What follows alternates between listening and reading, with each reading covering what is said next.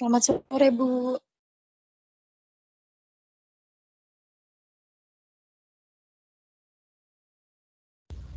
Selamat sore, Alhamdulillah.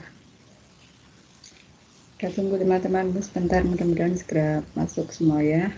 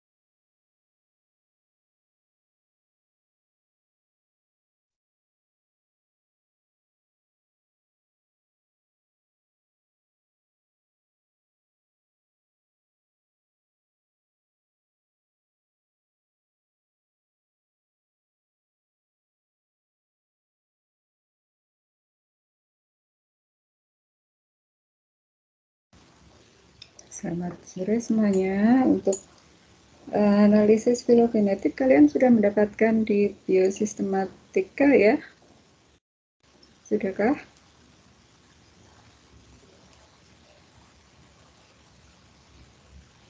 Sudah Ibu, yang pakai Mega itu nggih.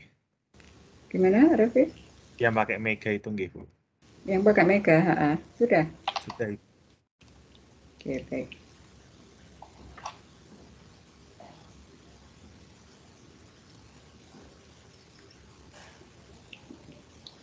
Berhubung karena untuk biosistematika kalian sudah mendapatkan untuk penyusunan pohon filogenetik menggunakan Mega. Kita langsung saja, mungkin untuk hari ini ada salah satu dari kalian yang bisa mencoba mempraktekkan di depan teman-teman gitu ya. Misalnya kalian mau mencari pohon filogenetik dari satu tumbuhan, boleh seperti yang dicontohkan dalam biosistematika tumbuhan.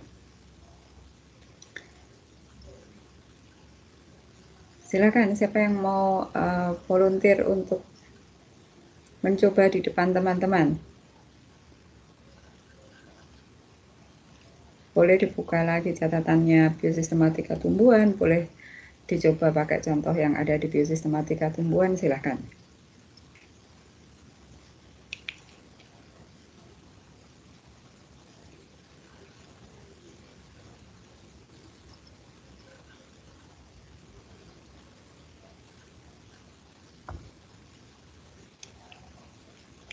Pakai program Mega.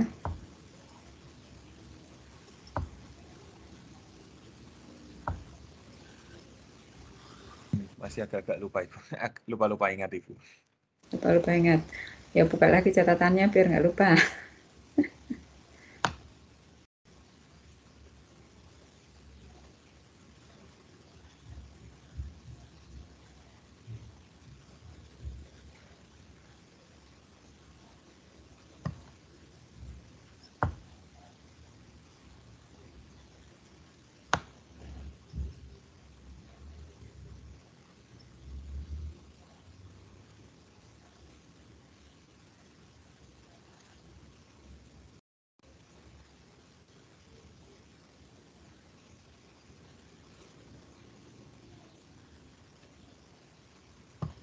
Ini memang kelas ini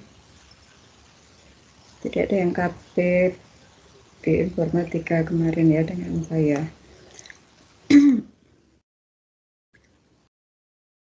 Artinya tidak ada.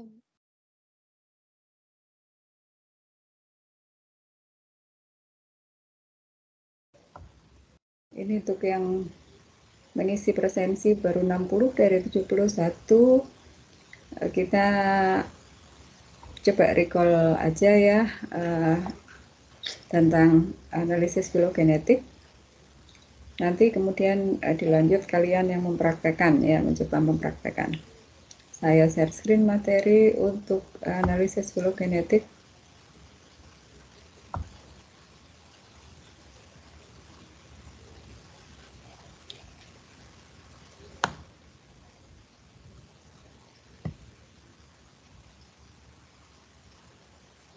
Sudah terlihat PPT? Terlihat Ibu. Filogenetik, ilmu yang mempelajari hubungan organisme atau spesies berdasarkan sifat-sifat genetik. Ya, berarti ini nanti dengan membuat analisis filogenetik akan dapat ditunjukkan hubungan evolusioner antar organisme atau spesies. Nah, apa yang studi apa, pendekatan apa yang didasarkan untuk analisis filogenetik?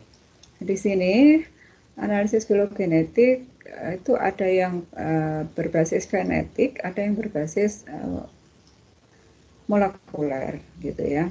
Yang berbasis genetik berarti menggunakan kesamaan morfologi ya pada tingkat kekerabatan tertentu, kemudian nanti dilihat mana yang sama, mana yang tidak sama gitu ya, lalu dimasukkan ke suatu matrik, disusunlah kemudian hubungan kekerabatannya. Ya. Nah, untuk yang filogenetik molekuler ini didasarkan pada kesamaan dan perbedaan urutan basa atau sekuens ya. Sekuens nukleotida bisa, sekuens asam amino bisa dari berbagai organisme atau spesies. Nah, kalau yang berbasis morfologi, ini kadang-kadang ada morfologi yang tidak tampak ya dari suatu organisme, padahal dia sebenarnya secara genetik punya gitu ya, secara genetik dia memiliki satu gen tertentu tapi tidak terekspresikan karena mungkin lingkungan gitu ya. Nah, dengan analisis filogenetik molekuler ini diharapkan hasil dari penentuan hubungan kekerabatan dan hubungan evolusioner antar mereka itu lebih valid ya, karena susunan genetik itu kan tidak berubah-ubah gitu ya, tidak berubah-ubah, tidak dipengaruhi oleh lingkungan, hanya ekspresinya yang dipengaruhi oleh lingkungan. Nah, ini seperti halnya analisis filogenetik berbasis morfologi, yang molekuler pun juga demikian ya. Jadi nukleotida satu dengan yang lain atau asam amino satu dengan yang lain ya dari berbagai organisme ini punya kemiripan.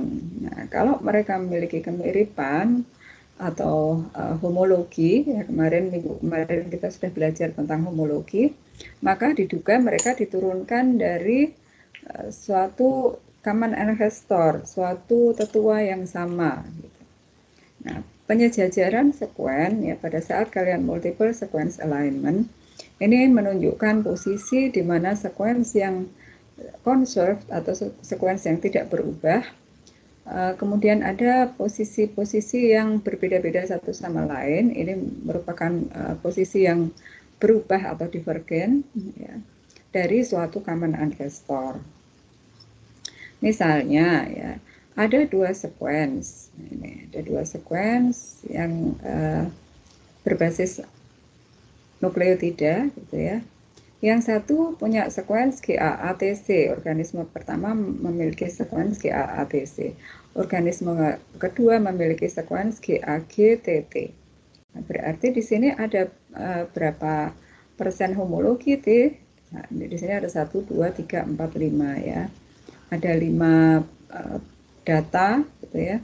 Yang sama persis itu ada 1, 2, 3 ya. Kemudian yang lain ini beda ya, berarti homologinya kan paling tidak 60%. Nah, di sini ada A dan G, di sini ada C dan T. Oh, berarti kemungkinan mereka itu memiliki satu nenek moyang karena homologinya ada homologinya yaitu 60%. Nah, nenek moyangnya sekuensnya seperti apa? Sekuensnya berarti sekuens pertama dan kedua itu akan sama, GA ya. Sekuens ketiganya kalau tidak A ya G gitu ya, karena di apa namanya, di keturunannya gitu ya, di progeninya itu yang satu A yang satu G. Kemudian T-nya tetap sama, lalu sekuens terakhir ya dari 5 data ini, kalau tidak C ya T. Nah, ini bisa aja sekuens nenek moyangnya GAA-TC, bisa aja GAA-TT, bisa aja GAG-TC, bisa saja GAG-TT.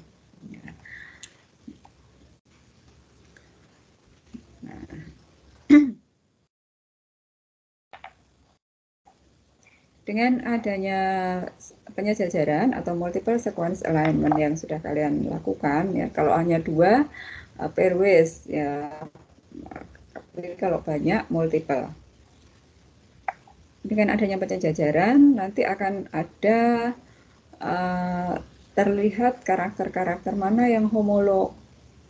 Nah, karakter-karakter yang homolog inilah karakter yang dikatakan mempunyai nenek moyang yang sama. Ini multiple sequence alignment sudah kemarin.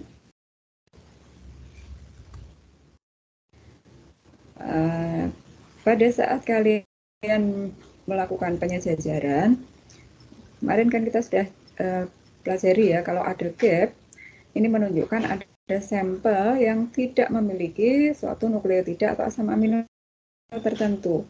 Kalau berada di tengah ya. Ya kemarin ya gambarnya mana ya?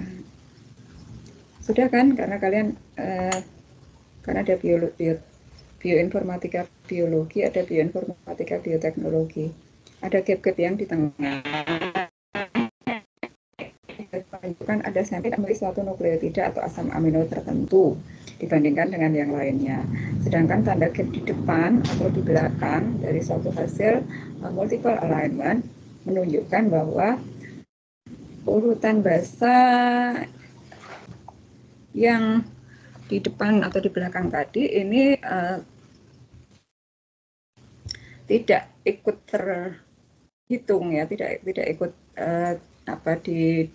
ditandai dalam suatu database karena memang sekuensnya ini mungkin berbeda-beda panjang satu sama lain. Nah, untuk memperlakukan gap ini nanti dalam analisis filogenetik, gap yang ada di tengah menunjukkan adanya insersi atau delesi dari satu atau lebih karakter sekuens selama evolusi. Ini harus kita pertahankan. Gap di tengah ini menunjukkan adanya mutasi selama evolusi. Sementara gap yang di depan atau belakang ini harus kita potong ya, sehingga nanti mendapatkan basa atau urutan asam amino yang sama antara berbagai sampel ya. Kemudian juga sekuens dari database itu memiliki panjang yang sama satu. Lanjut ke analisis filogenetiknya. Ada banyak metode untuk analisis filogenetik, antara lain maksimum parsimoni, metode distance, maksimum likelihood, ya.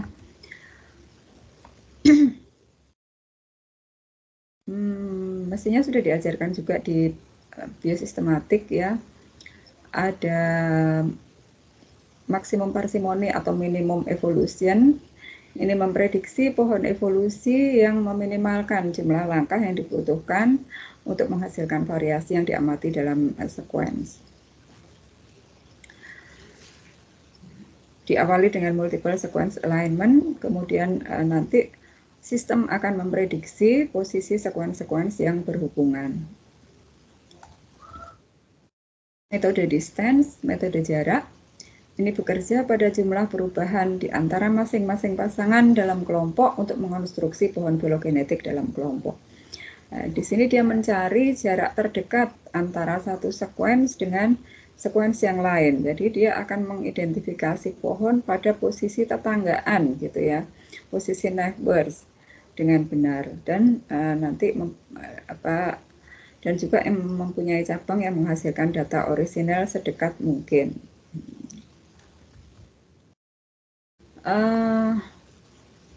Untuk analisis filogenetik berdasar jarak berbasis distance, ini kalian bisa menggunakan neighbor joining dan UPGMA. Dua-duanya ini bisa kalian dapatkan melalui software Mega ya, gratis, tidak berbayar, bisa dilakukan tanpa online. Antara neighbor joining dan UPGMA, silakan kalian bisa memilih salah satu ya. Untuk neighbor joining, ini akan memberikan estimasi terbaik dari panjang cabang yang paling dekat untuk merefleksikan jarak yang nyata di antara sequence. UPGMA ini berbasis data aritmetika ya, data aritmetika. Ini hitungan matematiknya itu lebih sederhana, tapi walaupun lebih sederhana saya juga nggak ngerti gitu ya hitungan matematiknya. Kalau hitungan matematiknya saya hanya bisa mempraktekkan di pengguna ya, saya hanya bisa sebagai pengguna saja. Untuk algoritmanya saya kurang memahami ya. Nanti UPGMA ini juga dapat memprediksi posisi root atau posisi tetua dari suatu pohon filogenetik. Namun kadang-kadang UPGMA itu kadang kurang stabil gitu ya, sehingga hasilnya kadang berbeda dari yang neighbor joining, atau dicoba 2 kali hasilnya beda gitu. Maksimum likelihood ini menggunakan kalkulasi untuk menemukan pohon yang mempunyai hitungan variasi terbaik dalam set sequence. Ini algoritmanya kuat, ya, namun analisisnya butuh waktu yang lama gitu ya, analisis butuh waktu yang lama. Kadang-kadang muncul 2 nilai dari satu pohon, sehingga menyulitkan apakah nilai yang diperoleh adalah nilai yang maksimum, mana yang lebih betul gitu ya. Maka untuk analisis filogenetik berbasis bioinformatika ini yang kami ajarkan kepada kalian adalah yang berbasis distance ya, menggunakan algoritma neighbor joining ataupun UPGMA melalui perangkat lunak yang paling sederhana, itu adalah Mega. Nah sekarang coba bolehkah kalian sekarang yang mempraktekkan gitu ya, bagaimana kalian membuka Mega, membuka website NCBI, dan kemudian melakukan rekonstruksi pohon filogenetik. Saya minta salah satu dari kalian bisa mempraktekkan ya, silakan.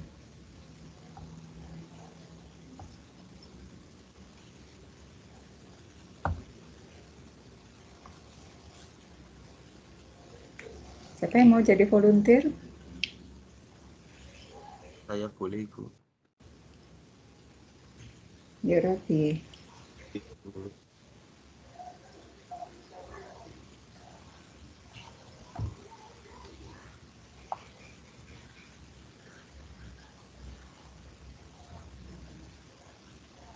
terlihat Ibu? Belum.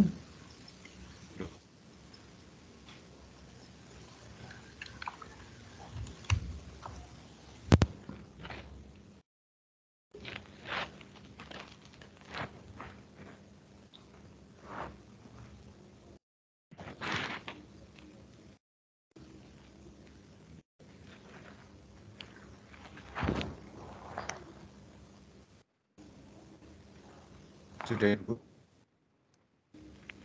Bagaimana teman-teman? Apakah sudah terlihat? Di saya masih loading, Ibu. Ya, di saya juga masih belum.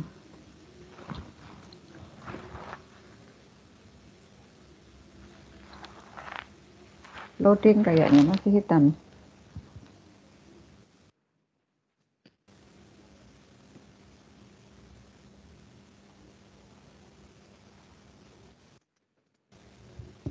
Masih belum ya? Sudah terlihat. Muncul Google. Sudah terlihat. Oh, ada. Udah.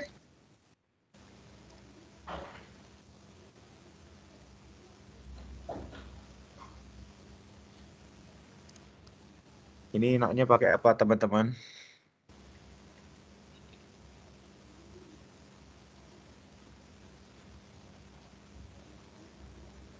Pakai Pakai apa? dendrobium, Vi. Dendrobium. Ya, boleh. Dendrobium. Pakainya gen apa? Chloroplast aja gimana ya?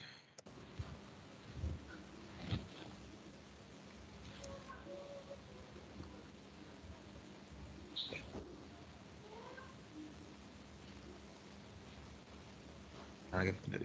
Chloroplast. Tulisannya gimana sih chloroplast?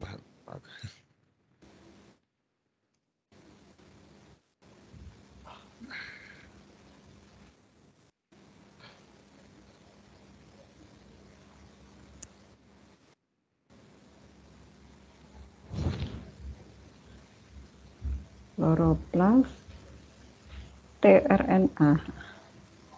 Wah, panjang-panjang 7.000-an nih. Yes, nggak apa-apa lah. Panjang-panjang, tapi kalau panjangnya sama sih nggak apa-apa. Panjangnya mirip-mirip nggak apa-apa ya. Mirip-mirip kok Ibu. Ya.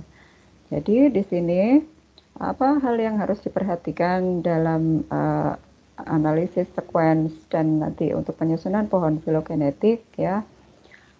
Nah, kalau kalian mau melakukan penyusunan pohon filogenetik berbasis database saja, artinya kalian tidak memiliki satu sampel sequence ya. Berarti kalian berbasis database saja. Bisakah? Bisa saja ya, misalnya kalian mendapat tugas ya untuk mencari hubungan filogenetik tadi ya, dendrobium ya, dendrobium. Tolong cari hubungan filogenetik dendrobium yang ada di seluruh dunia gitu ya, ada di seluruh dunia. Nah, silakan kalian bisa memilih salah satu gen untuk menjadi marka genetiknya gitu ya. Di sini Raffi mencoba mencari ganti.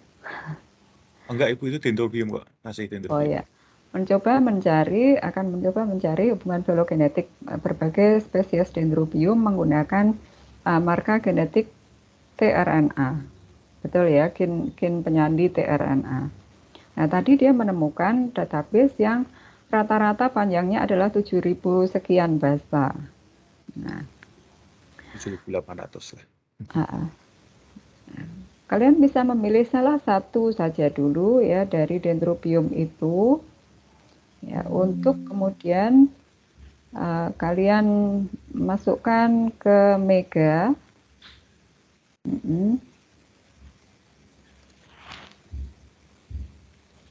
Ini kamu sudah membuka Mega untuk yang sudah di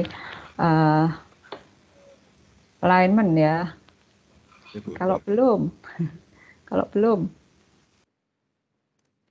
apa yang harus dilakukan? Open file, Ya, create. Mm-mm. control view, align.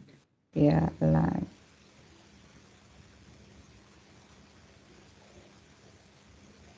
Nah, itu harus satu-satu ya. Mm-mm.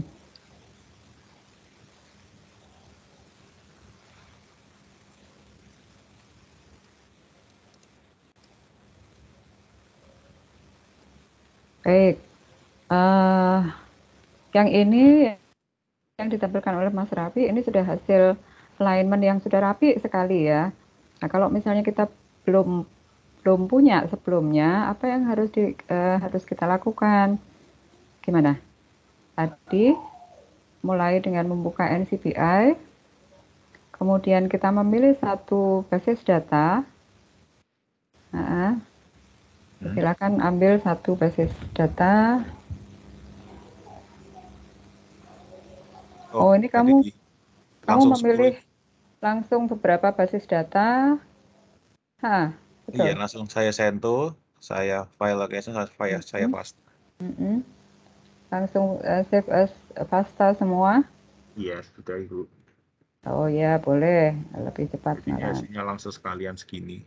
Nah, sudah langsung muncul ya alignment-nya ya. Sudah Ibu. Bagus sekali ya. Coba lihat depan dan belakangnya, Mas Raffi. Ada belakangnya, sebentar.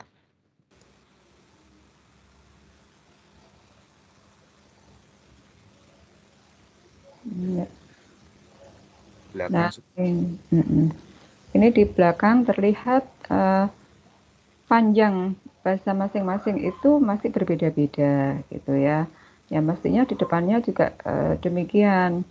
Nah, banyak sekali sekuens yang belum asterik ya, artinya masih banyak sekuens yang tidak homolog. Padahal ini sudah kamu alignment. Coba nanti diblok lagi semua, alignment ulang, kita alignment ulang.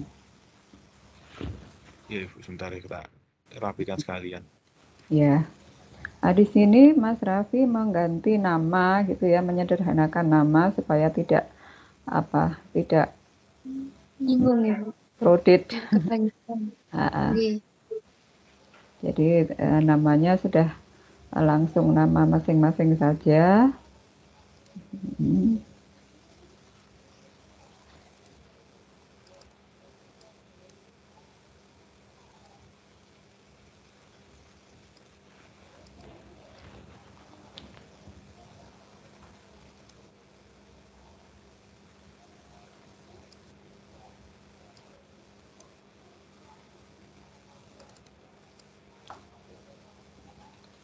Ini tambahi outer atau tidak Ibu?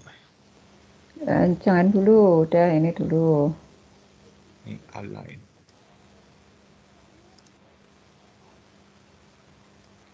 Nah, lain lagi di sini alignment bisa dilakukan menggunakan cluster, bisa dilakukan menggunakan muscle. Ya. Hasilnya insya Allah sama ya, insya Allah sama, hanya algoritmanya yang berbeda.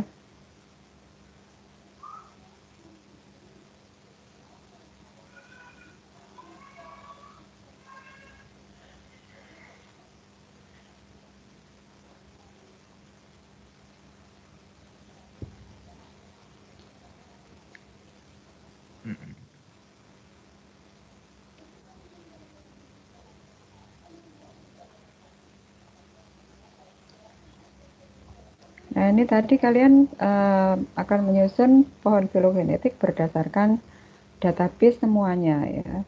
Kemudian kalian tadi menggunakan tRNA. Kebetulan muncul data yang panjangnya hampir sama ya, 7.000 sekian bahasa semua, walaupun ternyata setelah ditunjukkan gitu ya, di bagian depan dan belakang masih ada ketidaksamaan panjang. Nanti ketidaksamaan panjang itu bisa kita potong ya, sehingga panjang nukleotida dari 10 sequence ini nanti sama semuanya gitu. Bagaimana kalau kita mencari dari satu sampel kita, sampel .ab1 kita misalnya ya. Silahkan kalau kalian mencari dari satu sampel kita, nanti kalian bandingkan dengan penanda genetik yang sama ya dari organisme-organisme terkait yang bisa kalian dapatkan melalui blasting.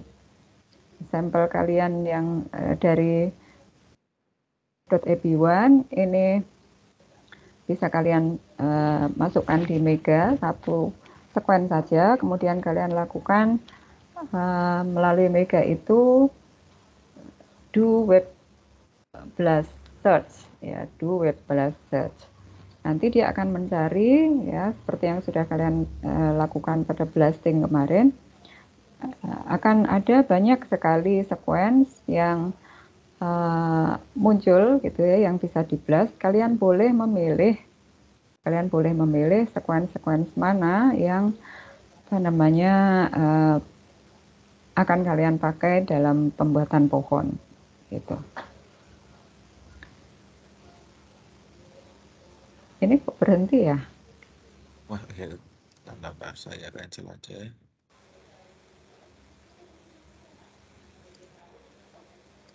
Sudah hampir 100. Tapi kok terus berhenti? Pakai ini juga bisa, Ibu. Align DNA bisa pakai masker itu. Langsung oke aja, yang lain abaikan, nggak apa-apa.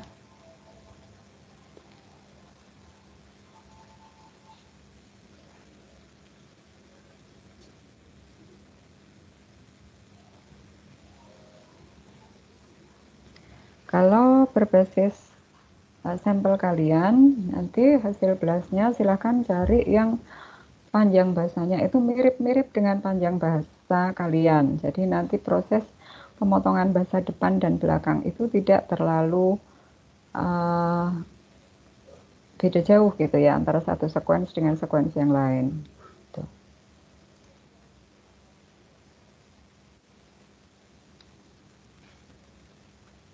Dalam hal penyusunan pohon filogenetik dari sampel kalian ya, misalnya kalian punya sampel dari Dendrobium apa aja itu Dendrobium namanya Dendrobium sp gitu ya, Dendrobium sp tRNA. Karena kalian dari PCR ya, berarti data kalian nggak akan sepanjang 7.000 bahasa sekian ya, paling banter mungkin nanti kalian mendapatkan sequence yang sekitar 1.000 bahasa. Nah, nanti kalian cari ya pembandingnya itu juga yang sekitar 1.000 bahasa dengan marka genetik yang sama ya. Kalau pakai tRNA ya berarti semuanya yang menggunakan tRNA gitu.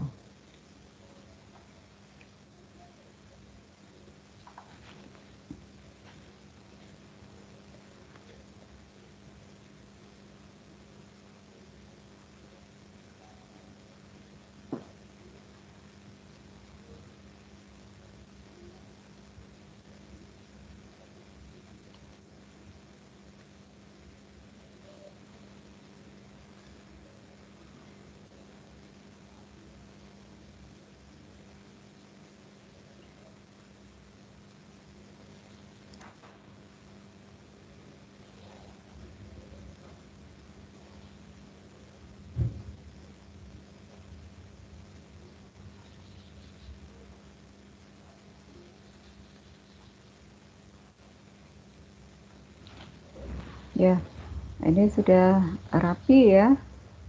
Depan, belakang, coba dilihat Mas. Ibu, depan. Ya, sudah banyak rapi. Nah, ini satu Dendrobium ini agak nyeleneh, ada satu tambahan sequence, nggak apa-apa. Paling depan. Bolongnya dari sini. Kenapa? Yang bolong satu. Belakang.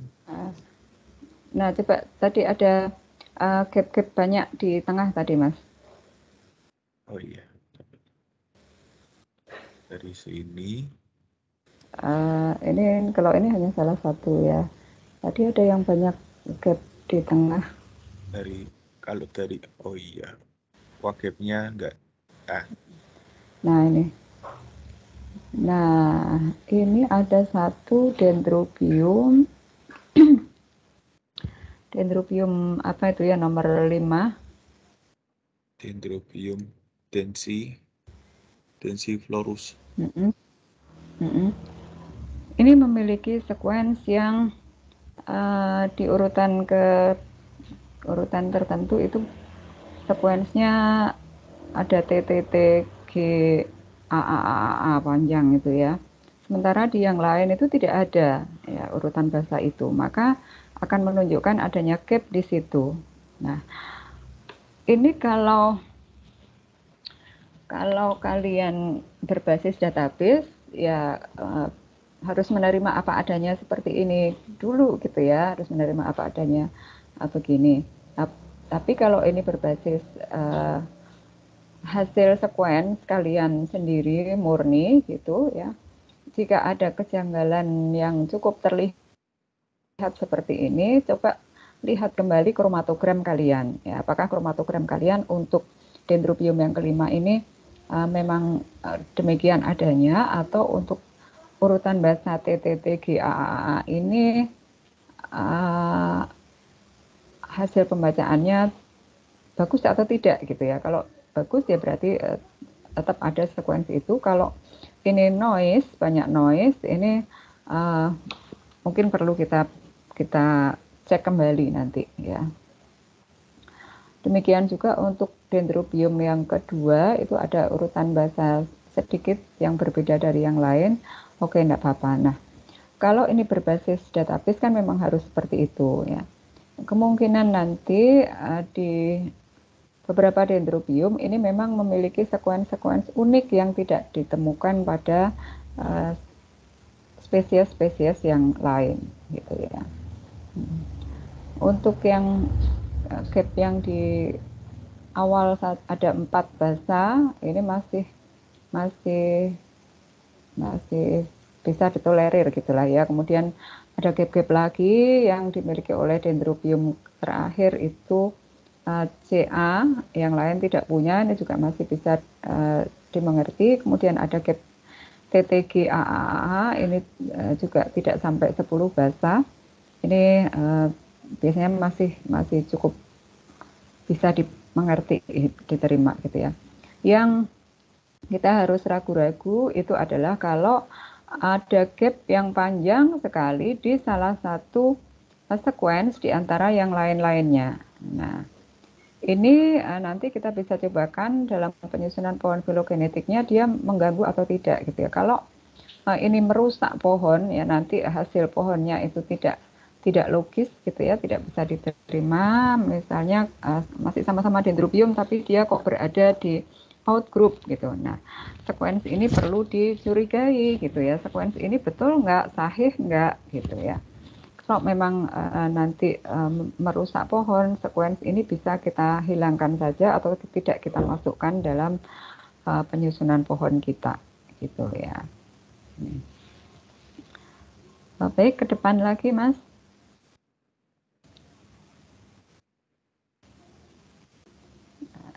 Ini nggak apa-apa, ini masih kayak tadi, ada 5 bahasa yang dimiliki dendrobium kedua.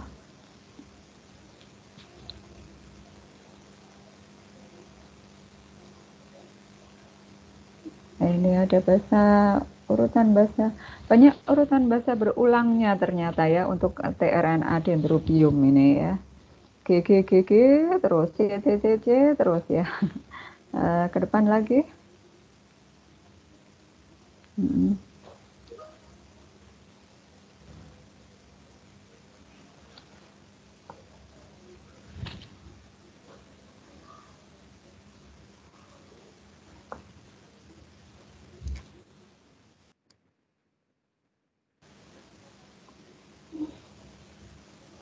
Paling ujung depan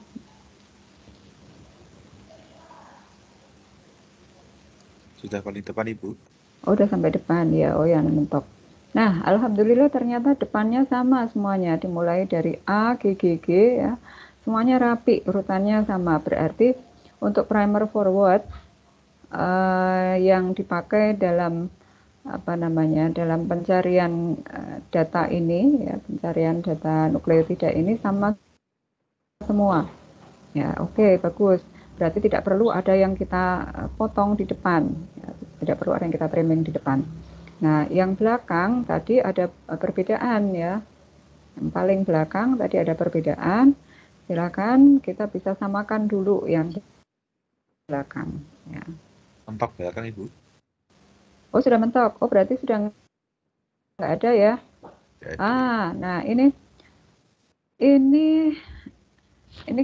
yang tadi awalnya ada menunjukkan ada gap-gap di depan dan di belakang tadi ya, sebelum diblok lagi untuk di alignment ulang itu kan ada gap-gap ya tadi ya Mas ya, di belakang ya, juga mungkin ada di depan ya. Itu berarti alignmentnya ini belum total dia gitu ya. Tapi kemudian pada saat alignment ulang, kalian bisa mendapatkan urutan bahasa itu sudah sama persis ya. Gap-gapnya yang ada di tengah tadi ya. Maka oke, tinggal kita bikin pohonnya. Silakan untuk membuat pohon tanpa outgroup dulu. ini di pasta, Ibu. Kalau simpan di Mega format toh.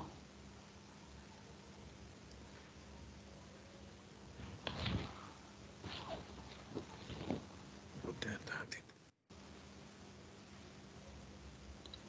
Saya mengabsenkan Cindana dan Alisa dulu ya. 66 dari 71.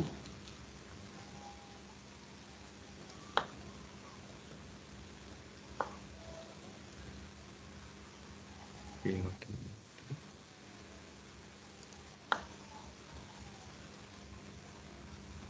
Wahidatul ada nggak ya?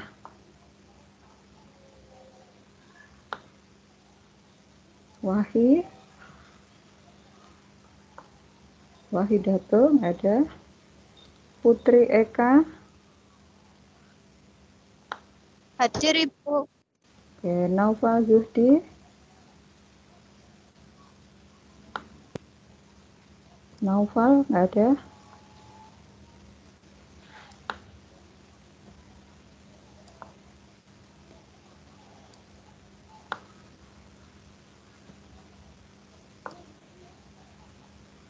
Aisyah ada.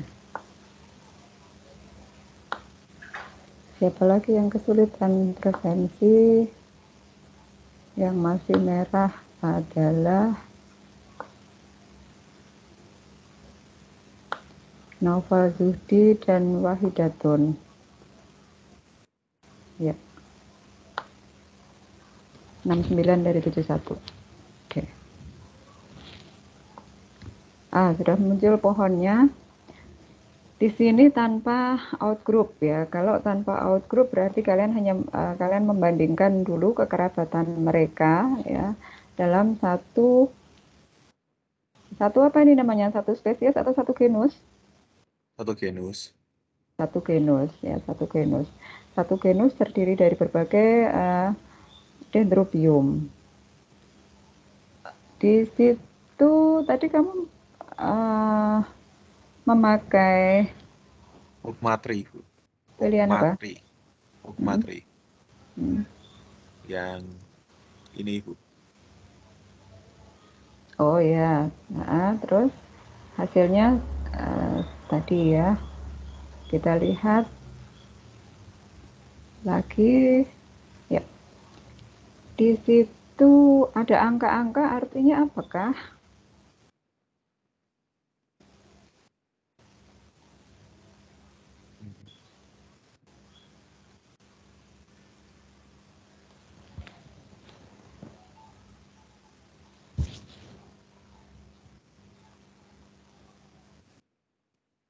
Tingkat perbedaannya nggih, Bu. tingkat perbedaan antara satu sequence dengan yang lain. Nggih, Ibu. Nah, terus itu angkanya kan ada yang mendatar, ada yang di garis. Untuk istilah di pohon filogenetik kalian sudah pahami ya? Ada root, ada branch, ada nodus, sudah ya? Coba apa itu root?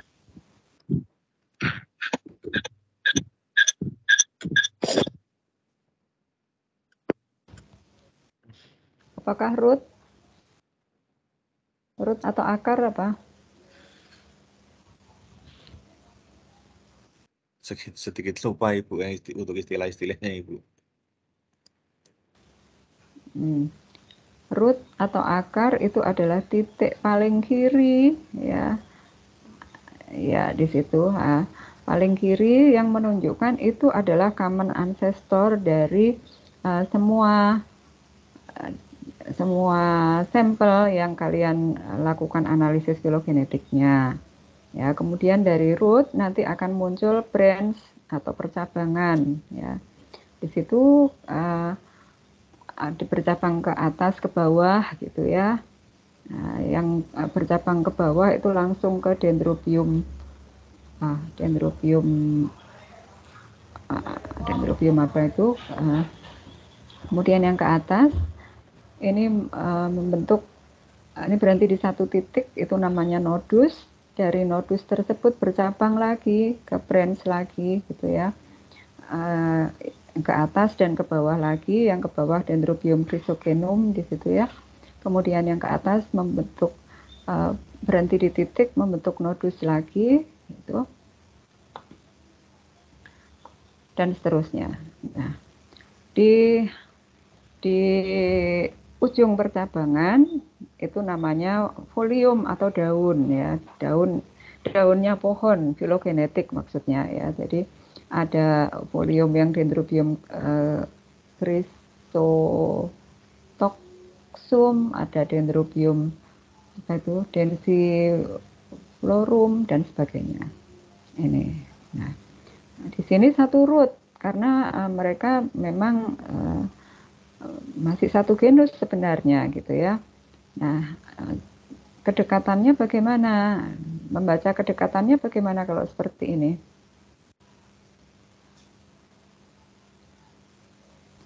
Mana yang hubungan kekerabatannya paling dekat?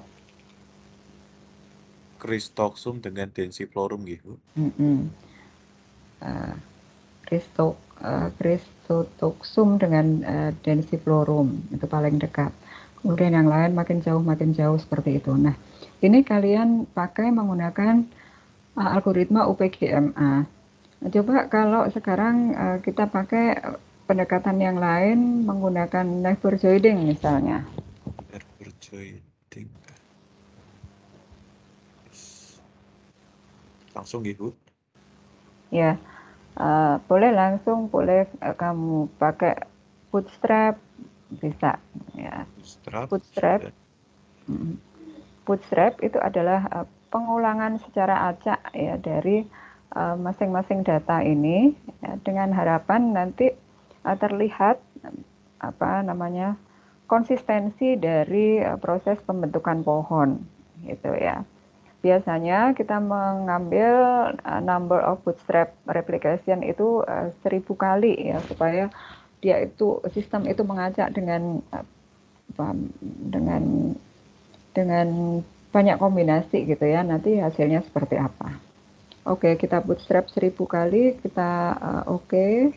Ini p-distance diganti nggak Bu? Bisa p-distance, pilih di situ ada metode atau metode untuk pendekatan neighbor, ada p-distance, ada Kimura, ada Tajima. Ini adalah algoritma yang dikembangkan oleh masing-masing peneliti ya. Biasanya kalau menggunakan neighbor joining itu yang lebih disarankan adalah menggunakan Kimura 2. Murah 2. Mm-mm. Ya. Mm-mm. Sudah langsung di oke gitu. Ya.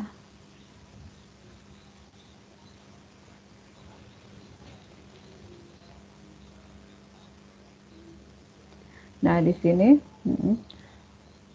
hasilnya kok begini Bu Berimpit. Nah, kalau kita ubah cara melihatnya, nah itu bisa dimain-mainkan ya untuk panjang cabangnya. Oke. Sama nggak dengan tadi gitu ya? Sama nggak dengan tadi?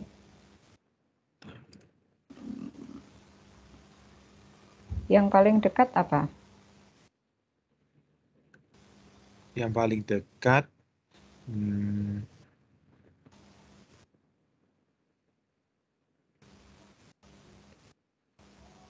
Devoniano sama Jenkins sih.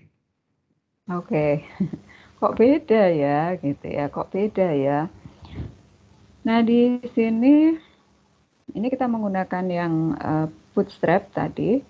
Dengan kita menggunakan bootstrap, ada angka-angka di depan branch ya, ada 8 berapa itu? 67, 61, 47, 33 dan seterusnya itu ya.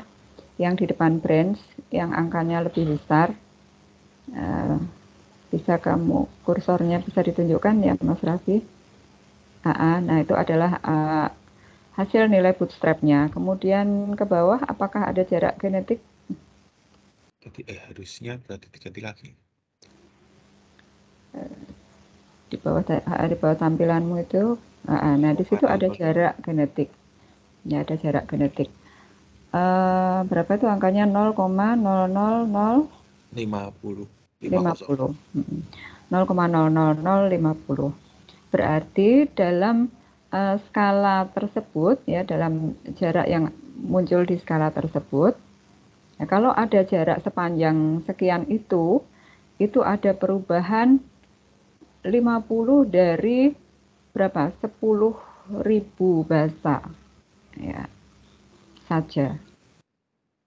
Nah, kemudian kita lihat panjang jarak masing-masing di situ. Nah, dengan menggunakan metode neighbor joining dengan metode jarak dan bootstrap ini, kita bisa lihat jarak genetik mereka masing-masing. Coba dilebarkan jaraknya atau ditarik ke kanan.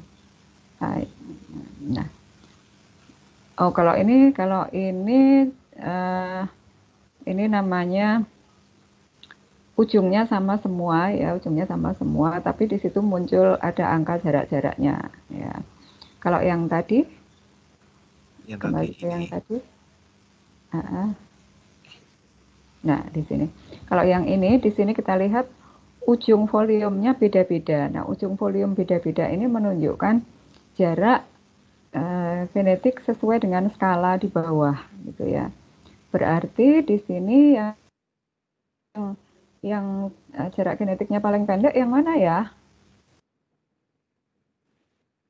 Densiflorum dan Chrysotoxum.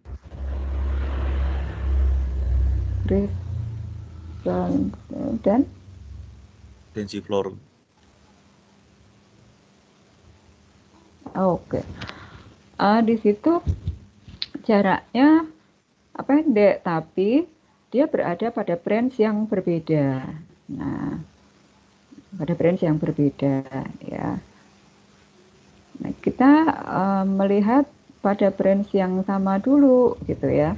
Ada berapa sih yang branch-nya sama ya? Ada 2 ya. Dendrobium aurantiacum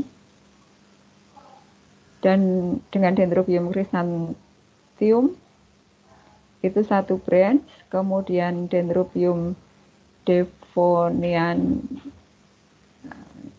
dengan Dendrobium Jenkins itu juga 1 branch. Nah, dari keduanya mana yang jaraknya lebih pendek gitu, ya. Adalah yang kedua ya, Dendrobium devoniani itu ya. Nah, jadi dia hubungannya lebih dekat satu sama lain. Kemudian yang Dendrobium aurantiacum dengan Chrysanthemum ini lebih dekat. Yang kedua, kemudian mereka berkerabat lebih jauh dengan Dendrobium yang lain. Mereka masih dalam satu root, ya, karena berada dalam satu genus yang sama. Nah, sekarang bagaimana kalau kita mau melihat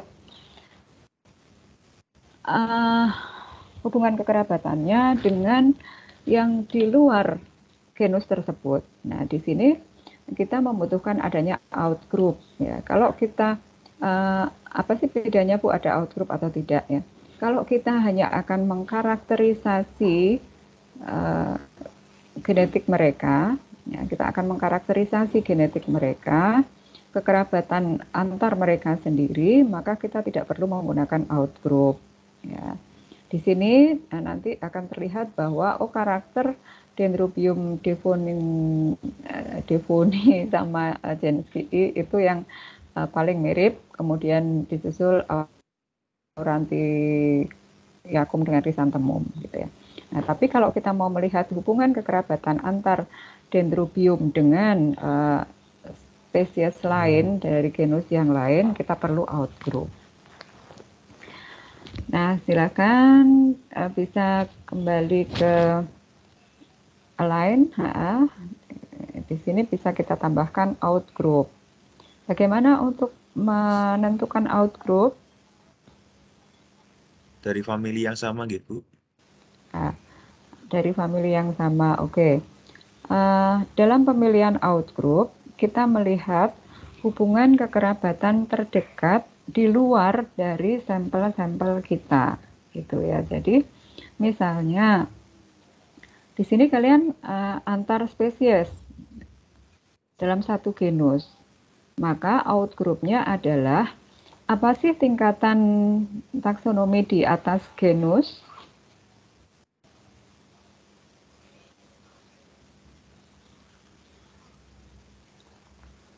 Apa tingkatan Famili, taksonomi? Bu. Hah? Famili. Famili ya. Kalau tingkatan taksonomi di atas genus itu adalah famili, berarti untuk outgroupnya silakan mengambil genus lain dalam famili yang sama. Itu ya. Jadi sudah betul, kalian silakan mengambil genus lain dari famili yang sama. Nah, bagaimana kalau kita misalnya mau mencari hubungan kekerabatan antara berbagai strain mikroba misalnya dalam satu famili, dalam satu spesies. Jadi misalnya sama-sama Escherichia coli. Escherichia coli itu ada strain K12, ada strain DH5 alpha, ada strain macam-macam gitu ya. Maka yang kalian bandingkan itu adalah data-data Escherichia coli semua, spesiesnya sama. Nah, untuk outgroupnya bagaimana? Untuk outgroupnya silahkan mengambil yang di tingkat taksonomi di atas spesies itu apa? Adalah genus. Maka silakan ambil untuk outgroupnya adalah spesies lain dalam genus yang sama. Gitu. Jadi, bagaimana penentuan outgroup?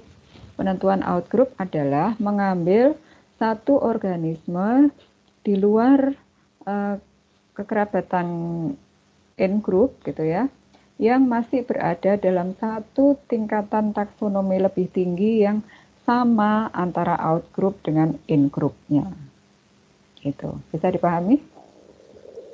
Bisa, Ibu. Bisa, Ibu. Bisa. Oke, baik. Itu ya diingat-ingat ya. Kenapa kok nggak yang jauh lagi? Sebenarnya kan nggak apa-apa Bu. Saya misalnya Dendrobium di situ saya ambil outgroupnya itu mangga gitu kan nggak apa-apa Bu. Nanti kan akan beda juga Bu. Mangga kan akan di luar. Ya betul mangga akan di luar, tapi marka genetik yang kalian bandingkan itu memang akan sudah jauh berbeda. Bedanya akan sudah jauh sehingga pohon filogenetiknya itu nanti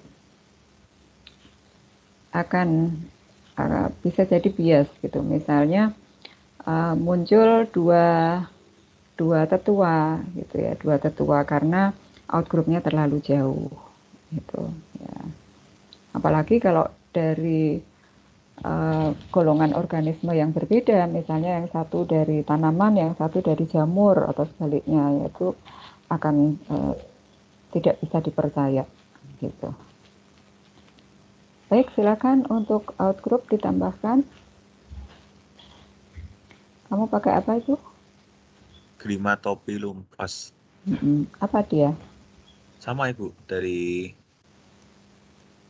apa itu, dari familinya Dendrobium apa ya, lupa saya. Tadi jenis anggrek juga dari famili yang sama dengan Dendrobium ya. Kita masukkan outgroup di sini, di alignment, lalu apa yang dilakukan? Lain ulang Ibu. Dengan memasukkan satu sequence outgroup, kita lihat di situ susunan asteriknya sudah beda. Sudah beda ya.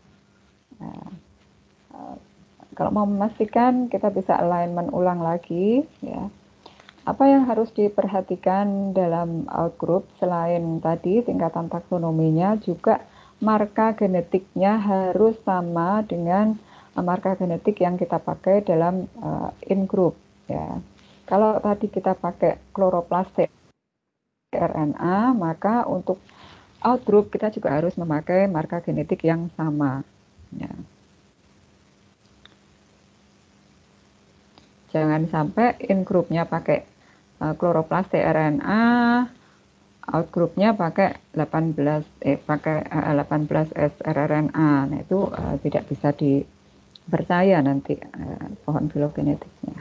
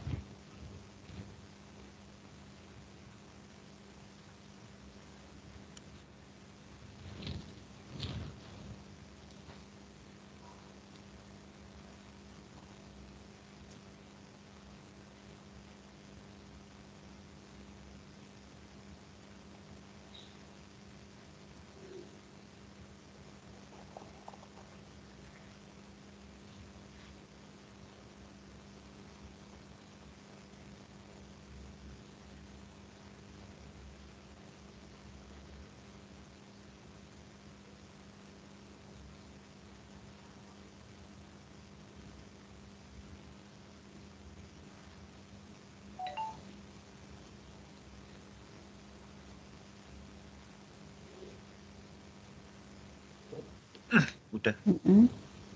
Ya. Apa yang terjadi? Yang Gap. terjadi adalah ini ujung kanan ya. Iya Bu, ujung kanan. Ujung kanan gap seperti ini. Ujung kanan di situ kita lihat ada gap panjang sekali, tapi kemudian ada beberapa urutan bahasa nyempil di situ gitu ya, TC, TTT, CC, GGG. Ke depan coba. Paling depan gitu.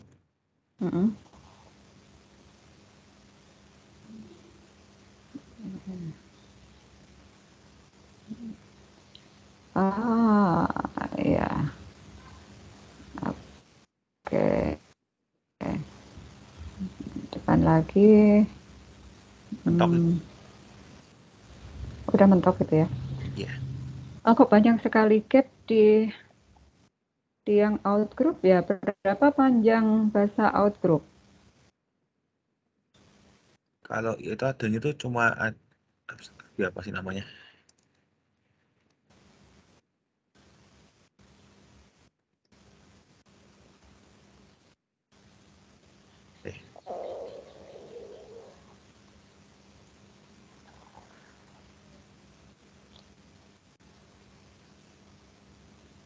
Maksimal hanya 1.600 Ibu. Nah,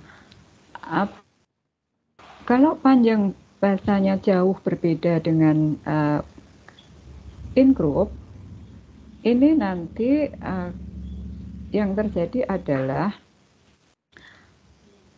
kalau tidak kita alignment ulang gitu ya, dia akan menunjukkan hal tadi yang ditunjukkan Mas Raffi ya. Hanya ada beberapa yang match, ada asteriknya gitu ya.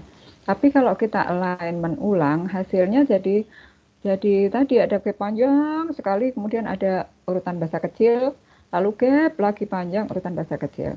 Nah, ini adalah hasil alignment yang tidak bisa kita benarkan. Kenapa? Karena panjang bahasa di out group ini jauh berbeda dari yang ada di in groupnya, sehingga pada saat proses alignment dia akan mencari kesesuaian yang bisa dilakukan saja gitu ya. Yang bisa dilakukan hanya sedikit saja, yang lain gap semua gitu. Nah, apa yang harus dilakukan kalau seperti ini? Kalau seperti ini yang bisa dilakukan adalah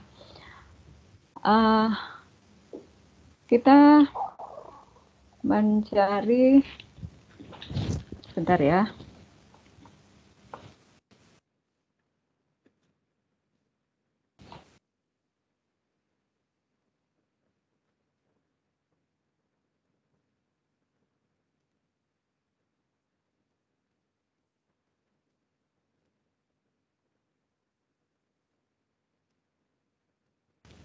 Maaf, ada tamu sebentar. Kita kalau terpaksanya, sangat terpaksa di situ kok out groupnya ukuran bahasanya hanya sekian, itu dia apa? TRNA juga ya, TRNA tapi linear DNA, tapi pendek sekali. Nah, yang harus kita lihat adalah kalau memang terpaksanya seperti ini, kita lihat di informasi genbanknya ya.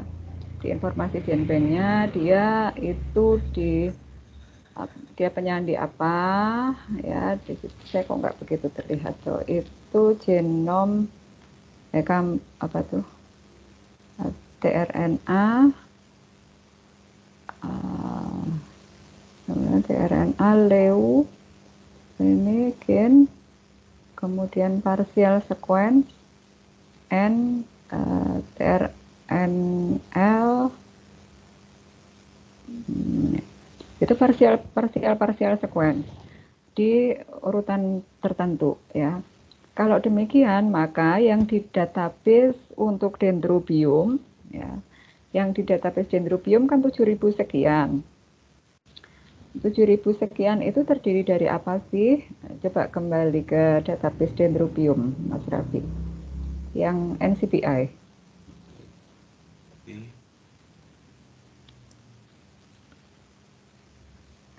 Di situ kan 7.000 sekian. Ini terdiri dari tRNA, ada 16S-nya, ada tRNA yang lain. Nah, kalian harus samakan dulu daerah tRNA-nya yang mana gitu. Itu. Nah, kan ribet jadinya. Nah, maka supaya nggak ribet bagaimana? Cari untuk out group-nya itu sequence dengan marka genetik yang sama-sama tRNA, yang panjangnya adalah sekitar 7.000 sekian tadi, ya. Kan ada spesies lain ya di luar outgroup yang satu itu tadi ya. Kita coba cari database lain, ya. Di situ ada Bu, tapi 156.000 base pair ya. Terlalu panjang, jangan dipakai ya. Cari yang sekitar itu gitu.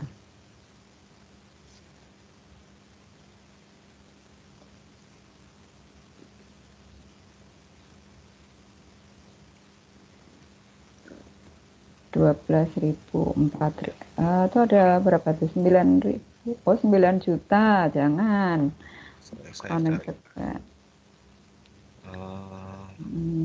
Kalau tidak ada yang tepat 7 ribuan, paling tidak yang mendekati lah, mungkin 8.000 atau 6.000 itu bisa. Tapi kalau terlalu jauh, seperti tadi, yang satu 7.000, yang satu 1.000, nanti di hasil alignment-nya akan banyak sekali gap, yang gap-nya itu tidak bisa dibenarkan gitu ya. Tidak bisa dibenarkan.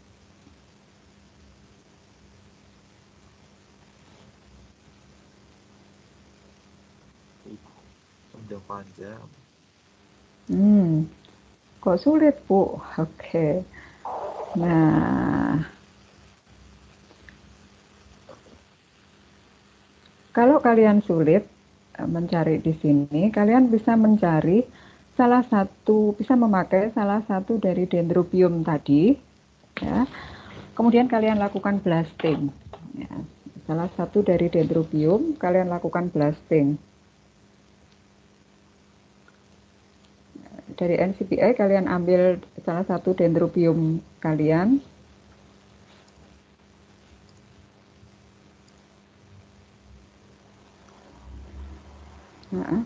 Nah, klik salah satu, lalu lakukan blast. Kan ini blast.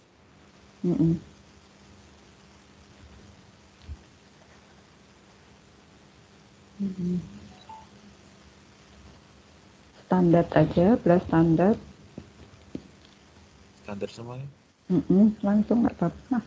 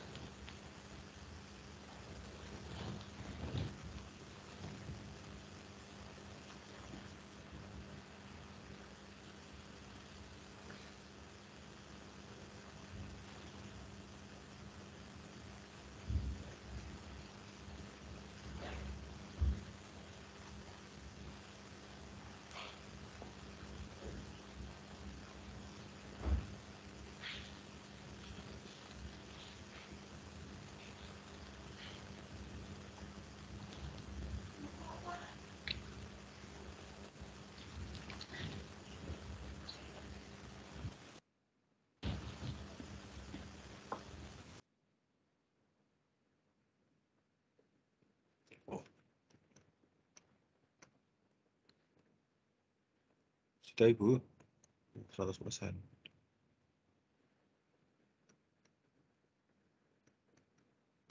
Ya, baik. Hasil blastnya bawah.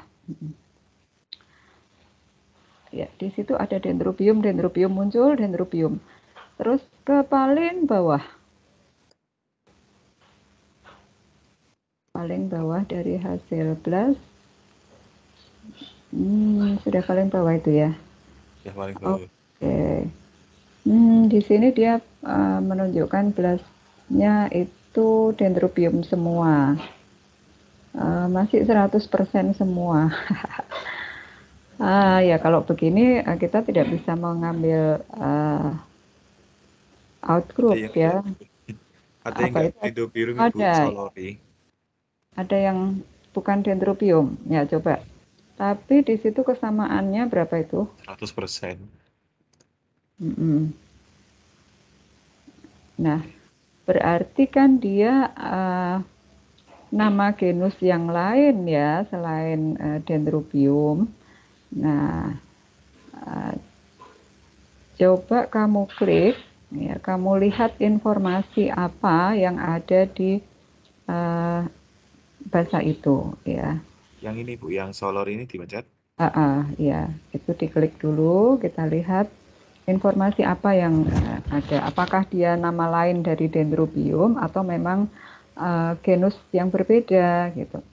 Itu Solori complete genome untuk Chloroplas. Dia panjang sekali sih di situ 150.652. Kalau demikian nanti di BLAST gitu ya akan beda jauh dengan yang lain ya. Yang lain kan 7.000 ya. Tapi di sini di hasil BLAST-nya dia kesamaannya 99%. Kalau 99% berarti masih sangat mirip dengan itu ya. Oke, masih satu spesies ini mestinya ya, cuma mungkin nama lainnya. Bisa kamu klik sumber informasinya untuk Solori Eriocarpa. Di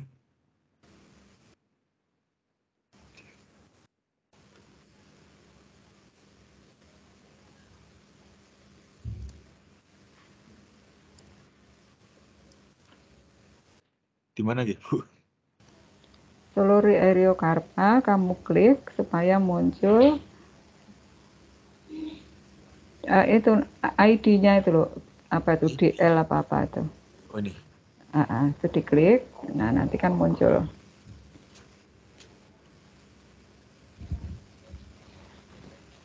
Nah, paste aja.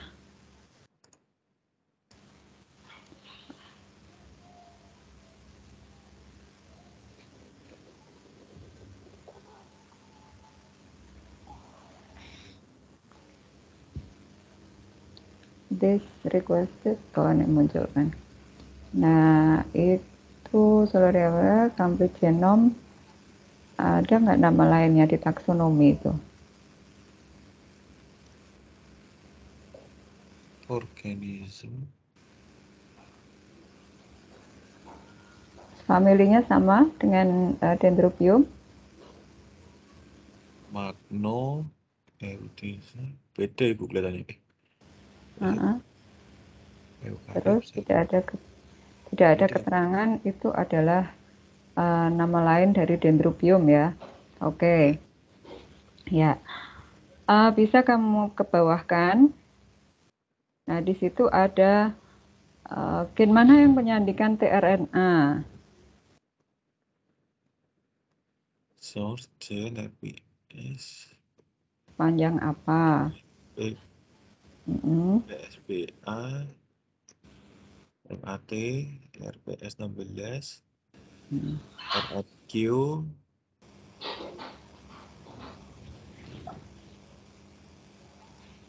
PPS, RSS, TRN, RNA, ARG ini Bu. tRNA-nya ARG. Jadi Berapa panjang?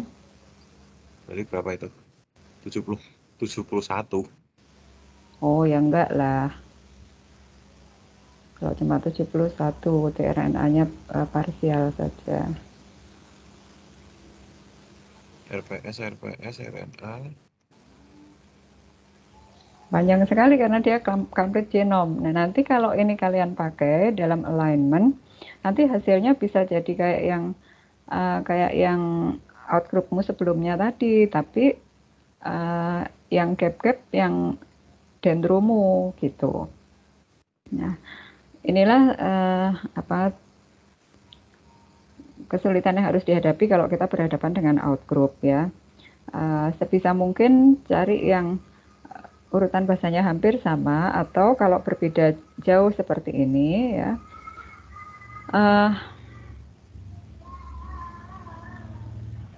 usahakan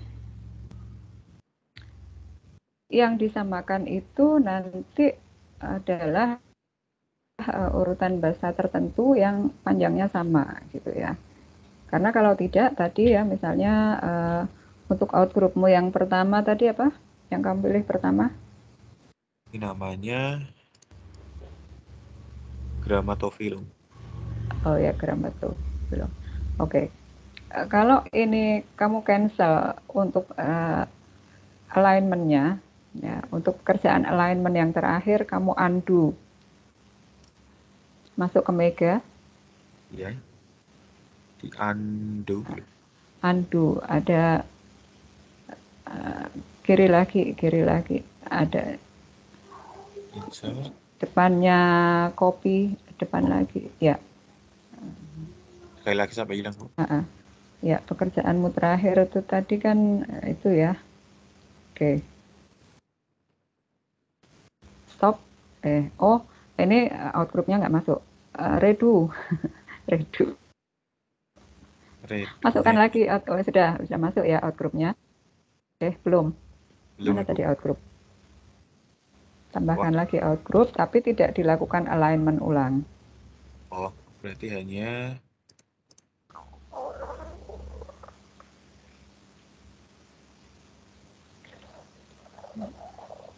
Oke, ya. Kita lihat depan dan belakangnya. Ini paling depan ya, paling depan. Kita lihat ya untuk yang outgroup urutannya memang beda sama sekali dengan yang di in group gitu ya. Terus ke belakang, Mas. paling belakang. Ya, ke belakang pelan-pelan. Terus ya, terus lagi ya, stop. Nah, di situ terlihat bahwa urutan outgroup itu berhenti di 1000 sekian ya, sementara yang lain masih jauh lagi.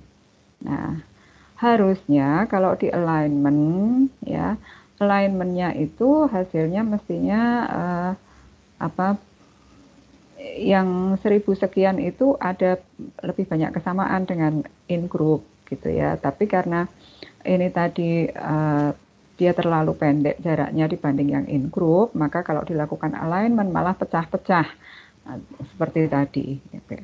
Baik, sekarang kita coba saja apa adanya, tidak usah di alignment ulang, kita susun pohon filogenetiknya.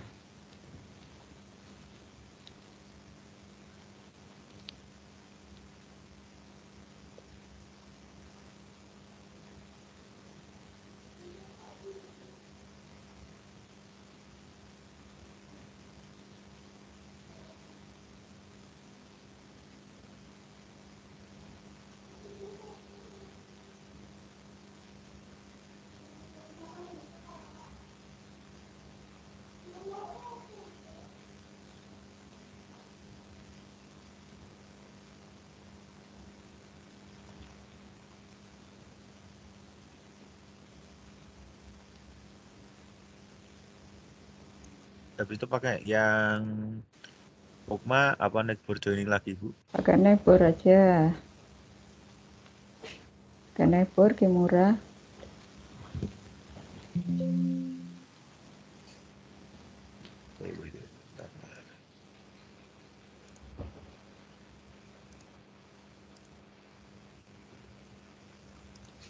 Neighbor joining Kimura 2. Kimura 2. Oke.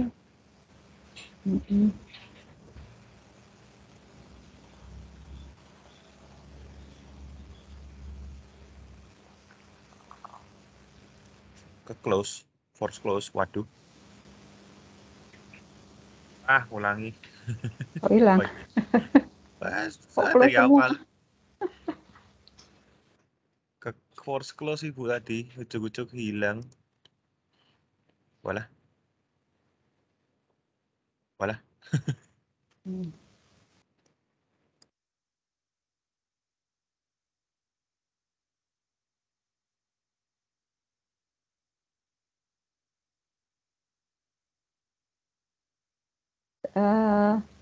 Alignment-nya sudah tersimpan belum? Alignment yang ada outgroup-nya.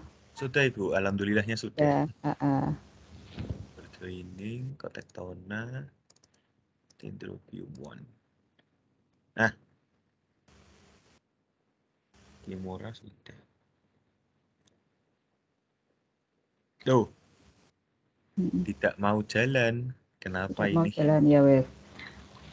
Nanti kalau muncul pohon ya kita nanti setelah muncul pohon apa sih yang harus kita lakukan? Yang harus kita lakukan adalah kita menganalisis pohon tersebut ya. Apakah pohon itu bisa dipercaya atau tidak ya? Apa yang harus kita analisis? Kedudukan satu sequence outgroup dibandingkan dengan in-groupnya ya. Kalau kita tepat dalam pemilihan outgroup, maka outgroup akan berada di luar in-group ya. Kalau outgroup menyisip di dalam in-group berarti kemungkinan kita memilih outgroup yang masih kekerabatannya dekat karena apa? Karena misalnya tadi ada apa tadi solori apa tadi ternyata itu adalah nama lain dari Dendrobium. Nah, itu bisa jadi dia kayaknya namanya beda tapi dia masuk ke dalam in-group. Karena sebenarnya dia adalah nama lain saja dari itu gitu. Kemudian kesesuaian gennya, marka gennya harus sama. Kalau marka gennya tidak sama, ini bisa menimbulkan bias lagi tadi ya. Misalnya kalian sudah ambil in group pakainya tRNA tadi yang panjangnya 7000 sekian. Out groupnya karena susah mendapatkan yang sama terus kalian ambil asal saja gitu ya. Nah, nanti muncul out group itu masuk di in group. Kenapa? Karena ternyata pada saat alignment gen yang berbeda ini lebih banyak ada urutan kesamaan yang mirip gitu ya dengan tRNA-nya in group. Padahal ini adalah gen yang beda sebenarnya. Nah, ini akan tidak betul pohon filogenetiknya. Terus kalau yang tadi sudah betul Bu untuk yang saya masuk di out groupnya di luar. Oke. Kalau seperti itu secara logika sudah benar, sudah bisa diterima sebenarnya ya untuk pohonnya. Tapi dalam prosesnya tadi ternyata kalian sebenarnya menggunakan sekuens yang jauh lebih pendek. Nah, ini untuk sekuens yang di luar ya, sekuens yang di luar 1700 ini masih tanda tanya ya. Sebenarnya di situ sekuensnya masih banyak sama enggak gitu. Seperti itu. Ya. Jadi pada saat penyusunan pohon filogenetik kalian lakukan penyusunan metode dengan benar, nanti akan diperoleh pohon yang mestinya benar juga. Posisi out group di luar, in group, kemudian